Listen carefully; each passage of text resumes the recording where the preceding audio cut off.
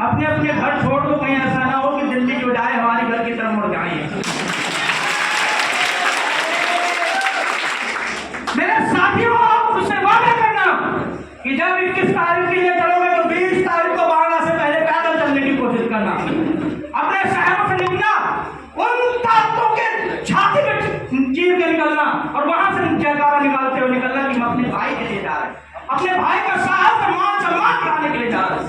मेरा आपसे वादा है, देख लेना, जब वहां से आप लौटोगे आपको एक अलग ऊर्जा मिलेगी। ये मेरा आपसे वादा है, क्योंकि भाई का कहना है कि अगर 21 तारीख को आपने ताकत हमारी दिखाई और बहुजन समाज एकत्रित हुआ तो अब तक जिस रूप में जिस तेजी से ये काम करता रहा वो व्यक्ति और 2 गुना से काम करेगा।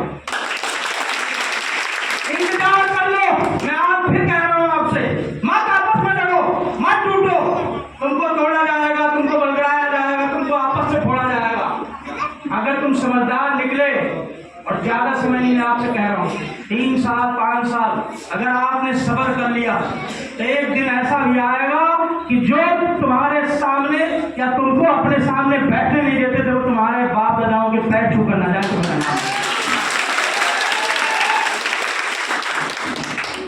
क्रांतिकारी बनना आसान है, लेकिन क्रांतिकारी बने रहना बहुत मुश्किल।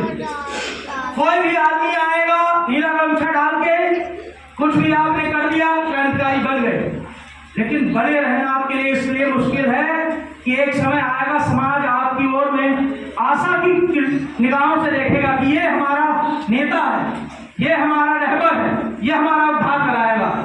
लेकिन मैंने कहा कि क्रांतिकारी बने रहना मुश्किल इसलिए होता है कि अक्सर क्रांतिकारी हैं जो वो बिक जाया करते हैं या डर जाया करते हैं।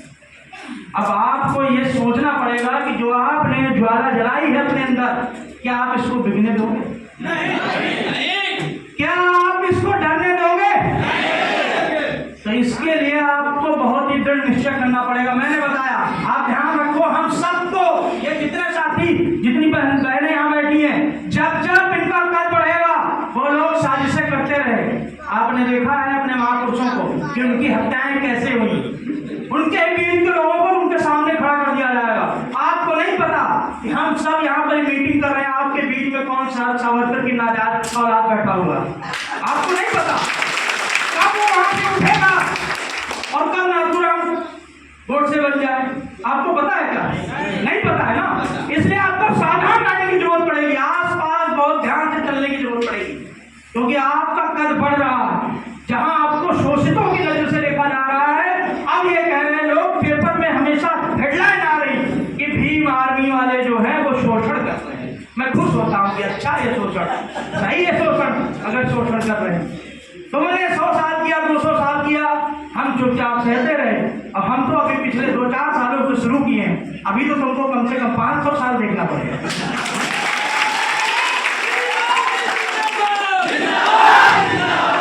तो जो अपील मैंने आपसे की है, देखो ये सब जो मंच पर बैठे हुए हो आप सब, मुझे पता है कि बहुत मेहनत कर रहे हैं, इसीलिए आप सब इतनी संख्या में यहाँ इकट्ठा। जब मैं आया तो मैंने देखा कि अस्पष्टता हो गई कुर्सियों की, तो मैं नाराज नहीं हुआ, मैं खुश हुआ कि आज मैंने पूछा भी आकाश से कि संख्या बढ़ गई है, शायद इसलिए अस्पष्टता है। ये संख्या और आपकी बढ़ जाएगी अगर आप मिलकर काम करोगे। जब कोई चीज अनुशासित और एकजुटता से होती है वो बहुत अच्छी होती है। आपने कहा अभी यहाँ किसी ने मन से, आपके संयोजक जी ने, कि अरे प्रदेश अध्यक्ष जी हमारे हीरा भी बेकार है अगर सही धागे में न पहनाया जाए। सही बता रहा हूँ। तो जो मोतियों की आप माला देखते हैं वो माला अच्छी तो लगती है, लेकिन उसके पीछे जो धागा पड़ा होता है, उसके बीच में जो मोतियों को संगठित करने का काम करता है, वो धागा जिस दिन छूटेगा सब मोती चढ़ जाएंगे। आप धागा मत तोड़ने दीजिएगा। आपसे आपसी मनमुटाव हो सकते हैं, मेरा इनसे कोई मनमुटाव हो सकता है कि इन्होंने मुझे चश्मा नहीं दिया, इन्होंने लगा लिया, ठीक है मैं नाराज हो गया, लेकिन जब मैं इन पे आन बान की बात आएगी तो अपना लहू बहाने का दम रखना चाहिए।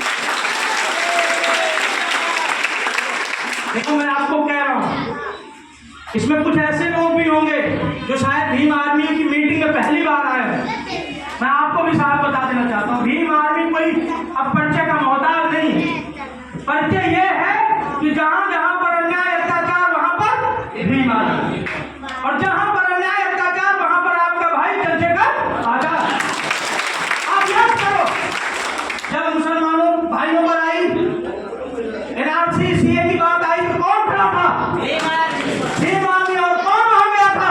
आपका भाई चंद्रशेखर आजाद। जब बहन मनीषा वाल्मीकि की हत्या हुई तो वहां पर कौन गया? आज भीम आदमी और आपका भाई चंद्रशेखर आजाद। राजस्थान में इन मेघवाल की हत्या हुई है, 9 साल का बालक जिसकी हत्या इसलिए कर दी जाती है कि वो मटके का पानी छू लेता। वहां पर उस आवाज को बुलंद करने का काम किसने किया? आपका भाई चंद्रशेखर। आजमगढ़ में मुन्ना पासवान का घर तक कर दिया गया। 1 करोड़ की उसकी संपत्ति छोटे छोटे टुकड़ों में तोड़ दी गई। वहां पर बहुत सारे पासी समाज के संगठन जो दम भरने का काम करते हैं वो चुप रहे इस डर से कि कहीं ना हो, ऐसा ना हो कि बाबा का बुलडोजर मेरे घर की तरफ मुड़ जाए। लेकिन वहां पर भी आपका भाई चंद्रशेखर आजाद वहां पर भी गया और अपनी बात को बुलंद किया और 57 लाख जवाब। मैंने आपसे क्या कहा कि जब झुकाने वाला होगा तो अच्छे अच्छे लोग जाएंगे। जो अभी इन्होंने आकाश रावण ने कहा कि एक बार हमने भी अधिकारी से ऐसे कह दिया, तो ये दम जो इनके अंदर में आया उस दम से आपको ये कह रहा हूँ, मैं आप कह रहा हूँ समझ देखते रहो सर।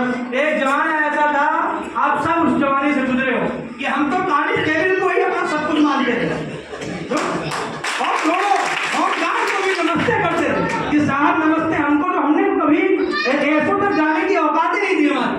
जब कभी होमगार्ड किया जाए तो उनके साथ नमस्ते थोड़े हट जाओ। आज जमाना वो है कि 16 साल का भीम आर्मी का लड़का जब उससे थाना अध्यक्ष कहता भाई हाँ ये लड़ने को बोले हटा कप्तान से बात।